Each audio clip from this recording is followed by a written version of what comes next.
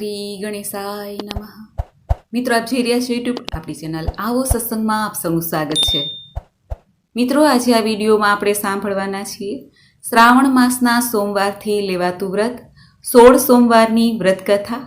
આ વ્રતના પ્રભાવે એવું કહેવાય છે કે દેવી પાર્વતીને ભગવાન ભોળાનાથ પ્રાપ્ત થયા હતા. એટલા માટે મનગમતો જીવનસાથી પ્રાપ્ત કરવા માટે પણ આ વ્રત કરી શકાય છે. 16 સોમવારના વ્રતના દિવસે વહેલા ઉઠીને સ્નાનાદિથી પરવારીને શુદ્ધ વસ્ત્ર ધારણ કરવા અને પીળા રંગના 4 દોરા લેવા. સરખા અંતરે એક એક કરીને 4 ગાંઠો વાળવી. દર સોમવારે મહાદેવજીનું પૂજન, દર્શન, નામ સ્મરણ કરવું. ભગવાન મહાદેવનું સોમવારના દિવસે ધૂપ, દીપ, નૈવેદ્ય, બિલ્વપત્ર, વિવિધ ફળ, પંચમેવા આદિથી ભગવાનનું પૂજન થાય છે. એક ટાઈમ ભોજન લઈ શકાય છે. ભોજનમાં સાત્વિકતા રાખવી, એટલે કે લસણ, ડુંગળી આદિનો ત્યાગ કરવો. શિવ પાર્વતીની આ કથા સાંભળવી આજે આપણે આ વિડીયોમાં સાંભળવાના છીએ. શ્રાવણ માસના સોમવારની વ્રતકથા, 16 સોમવારની વ્રતકથા, 16 સોમવારની વાર્તા. જો આપને આ વિડીયો પસંદ આવે તો લાઈક કરજો, શેર કરજો. આપ આ ચેનલ પહેલી વખત જોઈ રહ્યા છો તો સબસ્ક્રાઈબ કરી લેજો, જેથી આવનાર નવા વિડીયોની માહિતી આપ સુધી તુરંત પહોંચી શકે. ધન્યવાદ. એકવાર શિવ અને પાર્વતી નિજાનંદમાં પોતાના મંદિરિયામાં બેઠા હતા અને બેઠા બેઠા સોઘડા બાજીથી રમત રમતા હતા. પરંતુ એમની રમતમાં કોણ હાર્યું અને કોણ જીત્યું એનો ન્યાય કોણ કરે તેનો વિચાર તેઓ કરતા હતા. એટલામાં મંદિરના પૂજારી તપોધન બ્રાહ્મણ ત્યાં આવી ચડ્યા. એટલે શિવ પાર્વતીએ તેમને પોતાની પાસે બેસવા કહ્યું અને આ રમતનો ન્યાય આપવા માટે જણાવ્યું. શિવ પાર્વતીએ રમત શરૂ કરી અને તપોધન બ્રાહ્મણ તેમની પાસે ઊભા રહ્યા. એક બાજી પૂરી થઈ એમાં ભગવાન શિવ જીતી ગયા. તેમણે બ્રાહ્મણને પૂછ્યું, કોણ હાર્યું અને કોણ જીત્યું? ત્યારે બ્રાહ્મણ દેવ બોલ્યા, પ્રભુ, આપ જીત્યા અને માતાજી હાર્યા. બીજી બાજી શરૂ થઈ તેમાં પાર્વતીજી જીતી ગયા. તેમણે બ્રાહ્મણને પૂછ્યું, કોણ હાર્યું અને કોણ જીત્યું? ત્યારે બ્રાહ્મણે કહ્યું, માતાજી હાર્યા. ત્રીજી બાજી શરૂ થઈ તેમાં પણ પાર્વતીજી જીતી ગયા.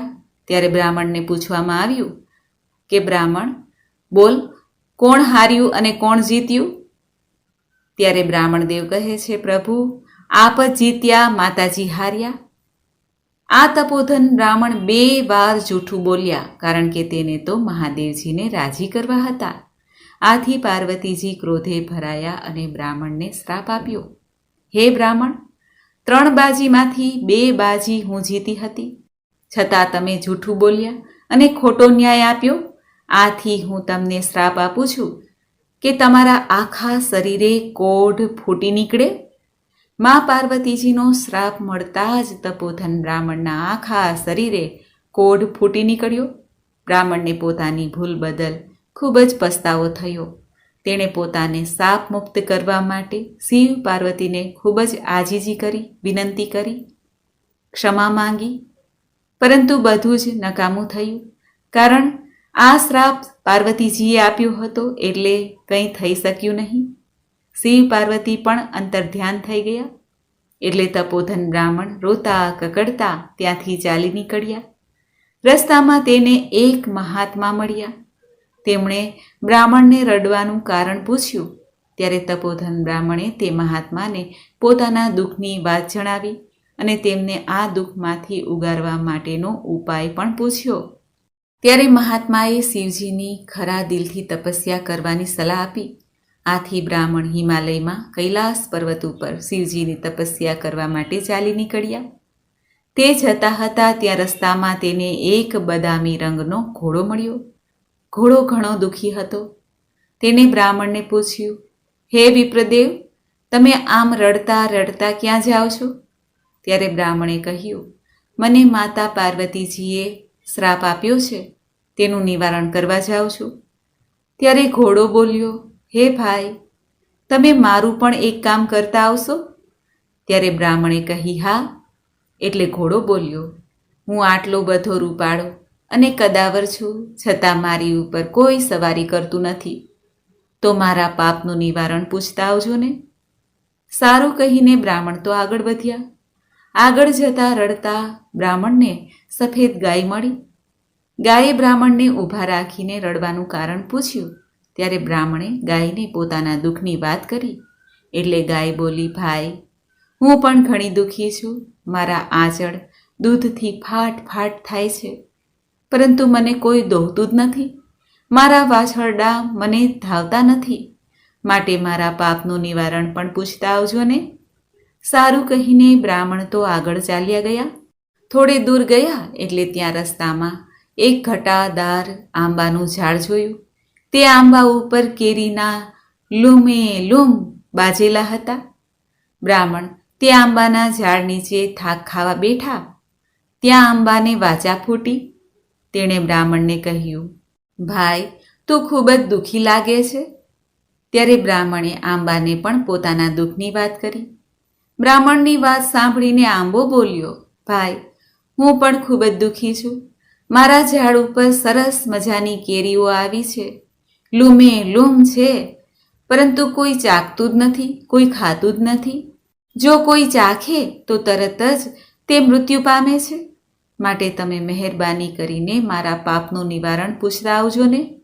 સારું કહીને બ્રાહ્મણ થોડી વાર ઝાડ નીચે થાક ખાઈ બેઠા અને આગળ વધ્યા. આગળ જતા રસ્તામાં એક તળાવ આવ્યું. બ્રાહ્મણ ખૂબ જ તરસ્યા થયા હતા, એટલે તેણે તે પાણી પીવા માટે તળાવમાં ઉતર્યા. ત્યાં જ તળાવમાંથી એક મગર બહાર આવ્યો અને તેણે પણ બ્રાહ્મણને એ જ સવાલ પૂછ્યો. ત્યારે બ્રાહ્મણે પોતાના દુઃખની વાત કરી.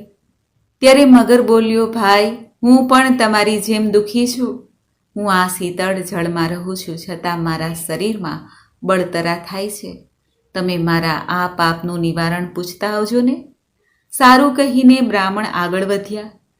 તે હિમાલયમાં કૈલાસ પર્વત પર આવી ગયા. તેણે એક ઝાડ નીચે બેસીને તપ કરવાનું શરૂ કર્યું. બ્રાહ્મણે ખૂબ જ કઠિન તપસ્યા કરી. તેના તપથી મહાદેવજી પ્રસન્ન થયા અને તેમણે બ્રાહ્મણને દર્શન આપ્યા, વરદાન માંગવા કહ્યું. ત્યારે બ્રાહ્મણે કહ્યું, હે મહાદેવજી, આપ મને માતાજીના શાપમાંથી ઉગારો અને મારો કોઢ મટાડી દો. ત્યારે મહાદેવજી કહે છે, હે ભૂદેવ, આ માટે તમે જો ખરા દિલથી 16 સોમવારનું વ્રત કરશો તો જરૂર તમારો કોઢ મટી જશે અને માતાજીના શાપમાંથી પણ મુક્ત થઈ જશો. ત્યારે બ્રાહ્મણે કહ્યું, હે પ્રભુ, મારે આ વ્રત કઈ રીતે કરવું?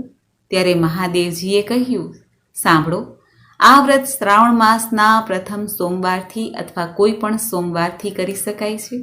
16 સોમવાર સુધી આ વ્રત કરવાનું રહે છે. શ્રાવણ માસના આગલા દિવસે એટલે કે દિવાસાના દિવસે સૂતરના પીળા રંગના 4 તાતડા ભેગા કરીને તેની વચ્ચે થોડા થોડા અંતરે 4 ગાંઠ વાળીને તે દોરો ગળામાં પહેરી લેવો. દર સોમવારે સવારે વહેલા ઉઠીને નાહી ધોઈને મહાદેવજીના મંદિરે જઈને તેમની પૂજા કરવી. દર સોમવારે એકટાણું કરવું. શ્રાવણ, ભાદરવો, આસો અને કારતક માસનો છેલ્લો સોમવાર આવે તે સોમવારે સોમવાર થાય ત્યાં સુધી વ્રત કરવું. 16મા સોમવારના દિવસે 4.5 શેર ઘઉંના લોટમાં 1.25 શેર ઘી અને 1.25 શેર ગોળ નાખીને લાડુ બનાવવા. આ લાડવાના 4 ભાગ પાડવા. એક ભાગના લાડુ મંદિરના પૂજારીને આપવો, બીજો ભાગ રમતા બાળકોને આપવો, ત્રીજો ભાગ ગાયના ગોવાળને આપવો અને ચોથો ભાગનો લાડુ ભાંગીને એક ભાગ વ્રત કરનારે લેવાનો. આમ વ્રત કરતા પણ જો લાડુ વધે તો વધેલા લાડુનો ભૂકો કરીને કીડિયારું પૂરવું અને તેમ કરતાં પણ જો વધે તો જમીનમાં દાટી દેવો. આ રીતે વ્રતનું ઉજવણું કરવાનું. ભગવાન મહાદેવ બ્રાહ્મણને કહે છે, જો આ વ્રત શ્રદ્ધાપૂર્વક કરીશો તો જરૂર તમારી કાયા કંચન જેવી થઈ જશે. ભગવાન મહાદેવના વચન સાંભળીને બ્રાહ્મણ ભગવાન મહાદેવને પગે લાગ્યા અને પછી તેમણે ઘોડાના પાપનું નિવારણની વાત કરી. ત્યારે ભગવાન શિવે કહ્યું, આ ઘોડો આગલા જન્મમાં એક વાણિયો હતો, વેપાર કરતો. તે તોલ માપના ખોટા કાટલા રાખીને લોકોને છેતરતો. અને લોકોને ઉછીના પૈસા આપીને વ્યાજ સાથે બમણા વસૂલ કરતો. તેથી તેની આવી દશા થઈ છે.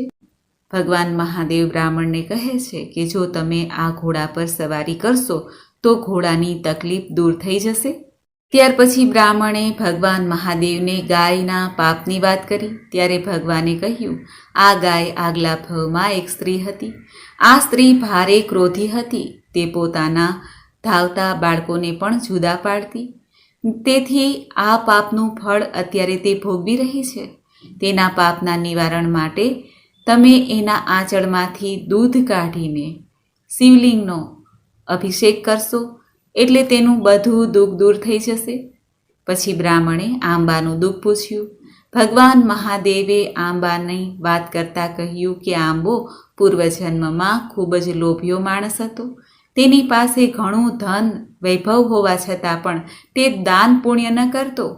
હજી તેની નીચે ધનના ચરુઓ દાટેલા છે. તેથી જ તેના પર ઉગેલું ફળ કોઈ ખાતું નથી.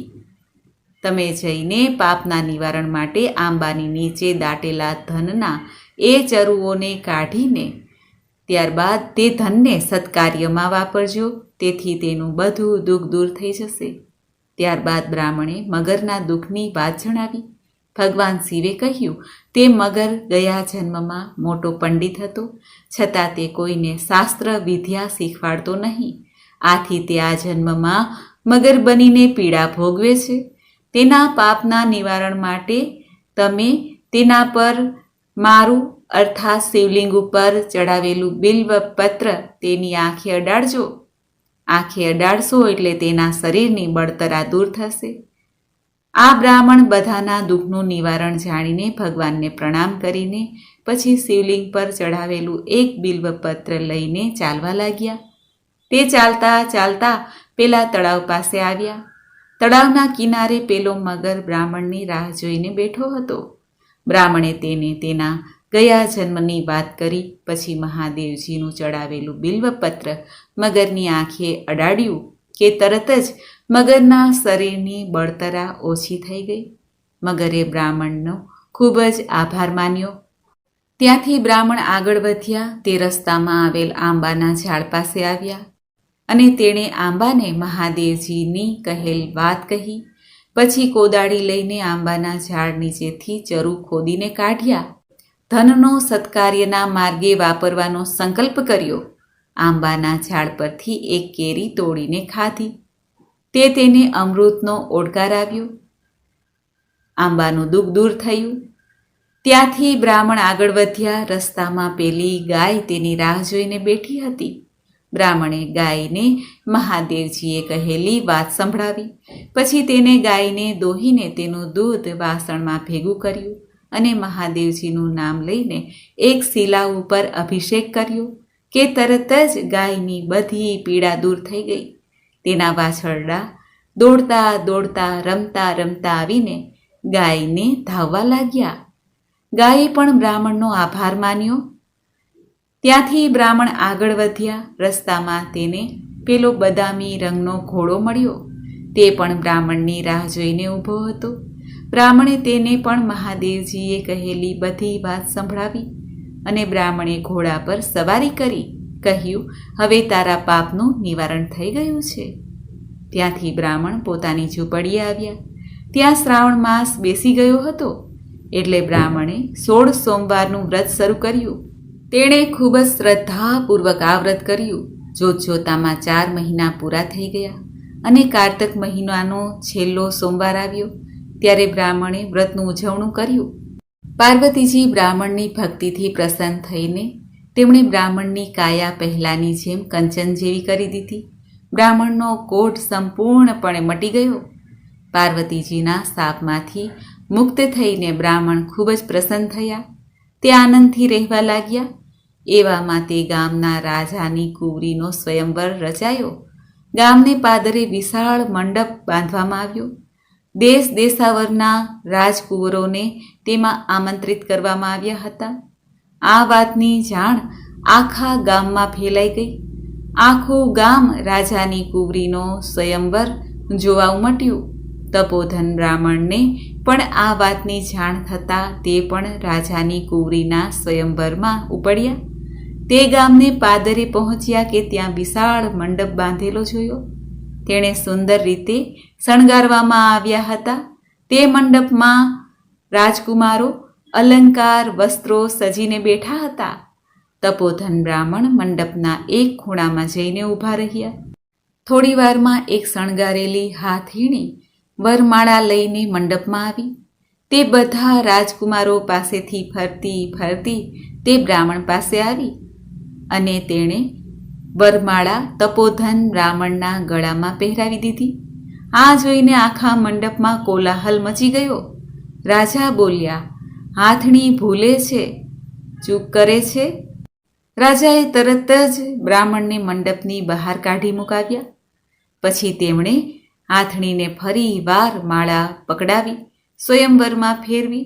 હાથણી ફરી વરમાળા લઈને ફરતી ફરતી મંડપની બહાર કાઢી મૂકેલા બ્રાહ્મણ પાસે ગઈ અને તેના ગળામાં વરમાળા પહેરાવી દીધી. આખી રાજસભા બોલી ઉઠી, ભગવાને ધાર્યું હોય તેમ થાય, ભગવાને ધાર્યું હોય તેમ થાય. રાજાએ પોતાની કુંવરીના લગ્ન તે બ્રાહ્મણની સાથે કરાવી આપ્યા. રાજાએ પહેરામણીમાં સોનું, રૂપું, હીરા, માણેક, મોતીના દાગીના, રેશમી જરીના પોશાકો, હાથી અને ઘોડા આપ્યા. બ્રાહ્મણ તો રાજકુંવરીને પોતાની પત્ની બનાવીને પોતાને ઘેર લઈ આવ્યા. બ્રાહ્મણની માતા પોતાના દીકરા સાથે વહુને જોઈને તો ખૂબ જ રાજી થઈ ગયા. તે બંનેને ઝારના દાણા લઈને વધાવવા ગયા. ઝારના દાણા પણ મોતીના થઈ ગયા. આ બધું મહાદેવજીની કૃપાનું ફળ અને વ્રતનો પ્રભાવ હતો. રાજાએ પોતાની દીકરી અને જમાઈ બ્રાહ્મણને રહેવા માટે એક મોટો મહેલ આપ્યો. તપોધન બ્રાહ્મણ, તેની પત્ની અને માતા ત્રણેય આનંદથી મહેલમાં રહેવા લાગ્યા. થોડાક સમય બાદ રાજા મરણ પામ્યા. આ રાજાને બાળકમાં માત્ર રાજકુંવરી જ હતા. તેથી આ બ્રાહ્મણ રાજા બન્યા. તેની પત્ની અર્થાત રાજકુમારી રાણી બન્યા. બ્રાહ્મણે વિચાર્યું, આ બધા સુખના દિવસો મહાદેવજીની કૃપાથી જ આવ્યા છે. એટલે તેણે ફરી 16 સોમવારનું વ્રતનો સંકલ્પ કર્યો. શ્રાવણ માસ આવતા તેણે સોમવારનું વ્રત આદર્યું. કારતક માસ પૂરો થતાં 16મો સોમવાર આવી પહોંચ્યો. 16મા સોમવારે વ્રતનું ઉજવણું કરવાનું હતું. તેથી બ્રાહ્મણ રાજાએ તેની પત્નીને 16 સોમવાર વ્રતની ઉજવણી કેવી રીતે કરવી તે સઘળી હકીકત જણાવી. રાણીએ વિચાર્યું કે મારા પતિદેવને આવા સૂકા ભઠ્ઠા કોઠા જેવા લાડુ તે કાંઈ ખવાતા હશે. તેણે તો 32 જાતના પકવાન અને બીજી ઘણી વાનગીઓ બનાવી. રાજા જમવા બેઠા. તેમણે થાળીમાં રસોઈ જોઈને રાણી પર ખૂબ જ ગુસ્સે થયા. ખૂબ જ દુઃખ પણ થયું. તે ભગવાન શિવ પાસે ક્ષમા માંગવા લાગ્યા. તેમણે રસોઈ ભરેલી થાળી ભગવાન શિવ પાસે મૂકીને સ્તુતિ કરીને વ્રત પૂરું કર્યું અને થાળીમાંના અન્નદેવને પગે લાગીને ઊભા થઈ ગયા. બ્રાહ્મણ અનાજના 4 દાણા લઈને ચારેય દિશામાં નાખ્યા અને ભૂખ્યા પેટે સૂઈ ગયા. તે જ રાત્રે મહાદેવજી રાજાના સ્વપ્નમાં આવ્યા અને કહેવા લાગ્યા, હે રાજન, જાગે છે કે ઊંઘે છે? ત્યારે રાજા બોલ્યા, જાગું છું ભગવાન. ત્યારે મહાદેવજીએ કહ્યું, હે બ્રાહ્મણ, તારી રાણીએ મારા વ્રતનો ભંગ પાડ્યો છે, માટે તું એને દેશવટો આપી દે. ત્યારે રાજા કહે છે, જેવી આજ્ઞા પ્રભુ. સવાર થયું. રાજાએ રાણીને કાળા વસ્ત્ર પહેરાવીને દેશવટો આપી દીધો અને તેને પોતાના રાજ્યની બહાર મૂકી. રાણી તો ચોધાર આંસુએ રડતી રડતી એક ગામમાં આવી. ત્યાં આગળ એક ઝૂંપડીમાં ઘાજણ રહેતી હતી. તેણે ઘાજણ પાસે પાણીની માગણી કરી. ઘાજણે તેને પાણી આપ્યું. રાણીએ ઘાજણને પોતાના દુઃખની વાત સંભળાવી અને તેમના ઘરમાં કોઈ કામ મળી રહે માટે વિનંતી કરી. ઘાજણને રાણી ઉપર દયા આવી. તેણે રાણીને પોતાની સાથે રાખી લીધી. ત્યાં તો ઘાજણના તેલના જે કુલ્લા હોય તે ઢળી પડ્યા. ઘાંચી માંદો પડી ગયો. આ જોઈને ઘાજણ બોલી, બહેન, તારા આવ્યાથી મારું ખોટું થઈ રહ્યું છે, માટે તું અહીંથી ચાલી જા. ત્યારે રાણી ત્યાંથી ચાલી નીકળ્યા. જતાં જતાં રસ્તામાં એક ડોશીના ઘેરે આવ્યા. ડોશીમાં તે સમયે રેંટિયો કાઢતા હતા. રાણી તેમની પાસે ગઈને પીવા માટે પાણી માંગ્યું. ત્યારે ડોશી ભલી હતી, તેણે ઊભા થઈને પાણી આપ્યું. રાણીએ તેને પોતાના દુઃખની વાત કરી. ડોશીમાને રાણી ઉપર દયા આવી. તેણે રાણીને પોતાની સાથે રાખી. પરંતુ રાણીના આવવાથી ડોશીમાના રેંટિયાના તાર તૂટવા લાગ્યા. સૂતર પણ ઓછું કંતાવા લાગ્યું. ત્યારે ડોશીમાએ તેને અપશુકન્યાળ ગણીને કાઢી મૂકી. ત્યાંથી રાણી ચાલતા ચાલતા એક કૂવા કાંઠે બેઠા. ત્યાં એક પનીહારી પાણી ભરતી હતી. રાણીએ તેની પાસે પીવા માટે પાણી માંગ્યું. પનીહારીએ જેવો ઘડો કૂવામાં ઉતાર્યો કે ત્યાં જ કૂવાનું બધું પાણી સુકાઈ ગયું અને તેનું માટલું પણ ફૂટી ગયું. પનીહારીએ તેને અપશુકન્યાળ ગણીને પાણી પાયા વગર કાઢી મૂકી. ત્યારે રાણી ચાલતા ચાલતા એક માલણના ઘેર પાસે આવ્યા. રાણીએ માલણને પોતાના દુઃખની વાત કરી. માલણે તેની ઉપર દયા આવી એટલે રાણીને પોતાને ઘેરે રાખી. રાણીના આવવાથી માલણને ઘણું નુકસાન થયું. માલણને પહેલાં દરરોજ 1.25 મણ ફૂલ ઉતરતા હતા. હવે તેના પાસે ફૂલ પણ ઉતરવાના બંધ થયા.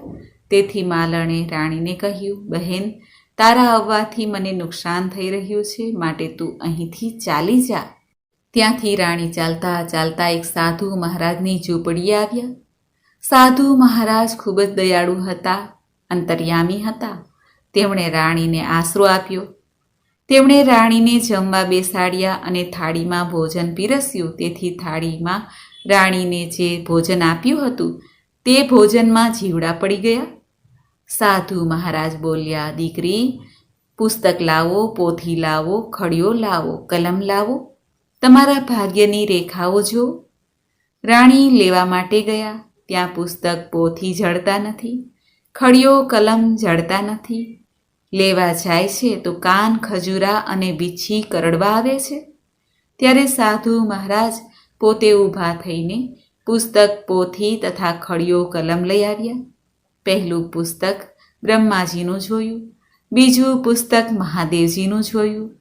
સાધુ મહારાજ બોલ્યા, દીકરી, તે મહાદેવજીના વ્રતનું ઉલ્લંઘન કર્યું છે. તું મહાદેવજીની દોષિત છે, માટે તું ભગવાન શિવજીનો પ્રિય એવો સોમવાર 16 સોમવારનું વ્રત કર. ત્યારે રાણી બોલ્યા, હે મહારાજ, આ વ્રત સી રીતે થાય? ત્યારે સાધુ મહારાજે વ્રતની બધી વિધિ સમજાવી. રાણીએ શ્રાવણ માસ આવતા વ્રતની શરૂઆત કરી અને પૂરી શ્રદ્ધા ભક્તિથી તે વ્રત કરવા લાગી. જોત જોતામાં 16મો સોમવાર આવી ગયો. રાણીએ સાધુ મહારાજને વ્રતના ઉજવણાની વાત કરી.